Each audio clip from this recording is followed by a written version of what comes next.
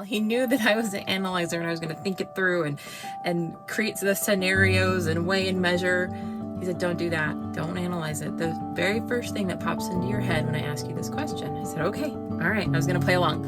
He was wise. I respected him and I respected his wisdom. So he said to me, this was the question, Heather, who are you going to be in the matter of your daughter's cancer?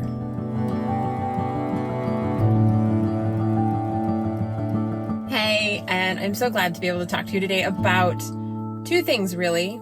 The first thing being, can you live with chronic pain? And the second thing, is it worth living with chronic pain? I think they're very different topics, but they intertwine perfectly. So, can you live with chronic pain? Well, yes, just look around. You probably know someone who has chronic pain if you're not affected by it yourself. For the purposes of this video, I'm talking more about physical chronic pain, something from an injury or, an autoimmune disorder like fibromyalgia and the pain that brings. So chronic pain being something that is lasting and it doesn't easily go away. All right. There's acute pain where you're in pain for something, but then over time that goes away and you don't have to worry about it anymore. Chronic pain is something that's always there. It takes a lot for it to go away. So can you live with it? Yeah, like I said, if you yourself don't have it, you know someone who does. It's running rampant in our country. And, a lot of people who get diagnosed with chronic pain are often like, they feel that their world has kind of come to an end. And yeah, in a way, I guess it has, because it's the world you knew is going to be different. It's going to have to change. But that doesn't mean that the change can't be better. You might be diagnosed with something like fibromyalgia. That's my diagnosis. And it's completely possible, because of that diagnosis, your world, the change in your world, could actually be better. Now, most people, when they get the diagnosis, I know I did, you're devastated.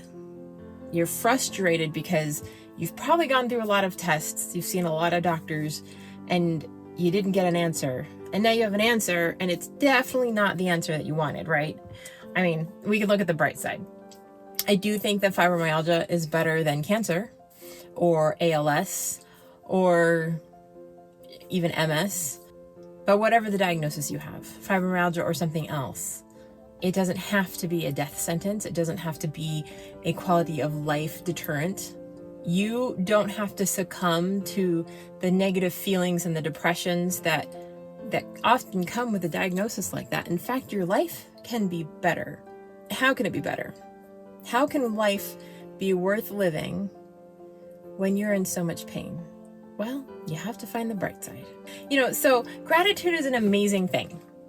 I'm sure many of you have heard that, if you're depressed or you're struggling through life, if you make a gratitude list, then things will start looking up.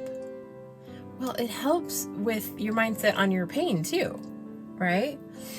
Like if you're in pain and all you think about is the pain and what it's keeping you from, you're putting yourself in a very kind of depressive state, right? But if you think about the things that are right, the things that are good, then your mindset is a much more positive place. And then you are able to think about things kind of outside of the box. So you're not going to be in your pain box anymore. So let me give you an example. Okay. So when I was diagnosed, I had already been struggling with pain for a long time, and it changed a lot of things for me. I wasn't able to run like I wanted to. I couldn't exercise the way I wanted to. I couldn't attend functions oftentimes because my pain was so bad or the swelling was so bad. I went through a phase where I was so swollen and in so much pain, I was practically paralyzed. I had to be in a wheelchair to go to school. Not cool when you're 16. You don't find that cool at all. And I just always saw just the negative in all of it. And I lived that way for years. There was no point in getting up in the day, because that day I might have to be in bed anyways because the pain would be so bad. And I missed out on a lot with my older children in the early years because I just let myself succumb to the pain. Now, I have tried pharmaceuticals and lots of them, and for me, they weren't a solution. They weren't. I felt worse. My mind was all foggy and muddled, and it didn't work for me. And I spent a long time studying and researching so I could find what would work for me. And we'll talk about that one day. But none of it would matter if my mindset about my pain hadn't shifted and changed and grown. So I realized that, well, yeah, I'm not going to be out there kicking soccer balls anytime soon with my kids. And, maybe I can't go on hikes, but there were little things I could still do. And why was I holding myself back from doing them? The pain doesn't have to dictate your life. You might have to modify things in the beginning, and that's okay. But don't just lie down in bed and stay there, because honestly, that makes the pain worse over time, in my opinion. And you start seizing up, your muscles get stiff, you start to atrophy, and that's a whole nother battle in and of itself, and you don't want that. And you don't have to walk through life just feeling miserable because you're in pain, because guess what? You aren't the only one, and you have a choice. You have a choice to say, I'm going to be in pain, and I'm going to let the pain have control and have the power, or I can make the choice for me to be in control and have the power. And that's what I decided. I decided I was going to have control and I was going to have the power. I was tired of letting my pain be the ruling factor in my life. I was tired of waking up in the morning and gauging my body and my mind based off of how much pain I was in on what I was going to do in my day. So I stopped doing it. And did I have some painful days? Oh, yeah. There were days my pain levels were an 11 out of 10. But you know what? I still got up. I still was present in my children's lives. I still helped my spouse, right? And I worked, and I did what I had to do. And it got easier and easier and easier. And I realized soon that the pain was still an 11 out of 10 some days. And yeah, there were some days where it was like a 20 out of 10, and I had to chill out. But instead of being depressed about having to chill out, I would create something fun out of it. We would have picnics on my bed and story time and movie day with mom in her bed, rather than me being depressed that I couldn't be present to my family. I brought my family to me.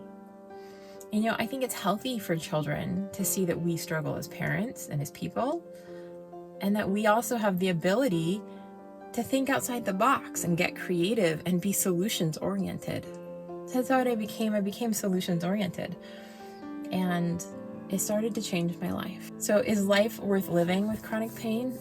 Heck yeah, it is. Heck yeah, it is, because I became solutions oriented. I made a choice to no longer let my pain control me. I started having meaningful moments even though I was in pain. And those meaningful moments, they made the pain just a little bit less intense. And they made life a whole lot more worth living. So it's your choice. You can get a diagnosis, any diagnosis, and you can be devastated. Or you know what? You can get to work and you can improve your mindset and make a choice to find the positive in it and make new opportunities. Even if they aren't exactly what you think you were supposed to do in life, it can be a better life. Now, just one quick story. In 2007, my oldest daughter, was diagnosed with cancer. And I had a moment. It's one of those choice moments in life where you get to make the choice that's going to define something. And I suspect because I'd made choices about my own life and my own health, I was in a space to be able to make this choice. But I was human, and for a few days, I was so frustrated at myself because I hadn't cried. I hadn't gotten angry. So I called a wise friend, and that wise friend asked me one question. And then he said to me, you tell me the first answer that pops into your mind. And that's who you're going to be. Don't analyze it. He knew me well. He knew that I was an analyzer and I was going to think it through and create the scenarios and weigh and measure. He said, don't do that. Don't analyze it. The very first thing that pops into your head when I ask you this question. I said, okay, all right. I was going to play along. He was wise. I respected him and I respected his wisdom. So he said to me, this was the question, Heather, who are you going to be in the matter of your daughter's cancer? You know, the very first thing that popped into my head, and the answer that I gave him, was educated. And that's what I was. I became one of the most educated people that I knew in my environment and in the circle of people that I knew that had children with cancer. I made a choice that day. I made a choice to be educated. And that choice was part of the reason that my daughter did so well and is just celebrated 13 years cancer-free. You can make a choice. And then when you live into that choice, dedicate time and energy into that choice, it makes all the difference. Whether you're in pain or not, whether you're fighting cancer with your child or not, it makes all the difference. So, kind of the message I want to share today. You have a choice. Pain doesn't have to be the ruling factor.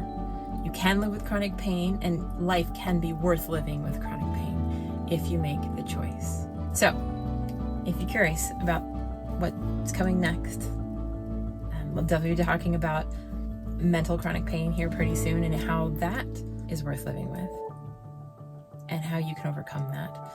And we'll be talking about more of my journey and how I got from living my life as a 11 out of 10 pain level for a lot of years to a place where I am now about a 2 out of 10 consistently. And I get to make the choice on when my fibromyalgia becomes a problem or not. Yeah, it usually involves ice cream. Anyways, ask me questions, like, share, subscribe.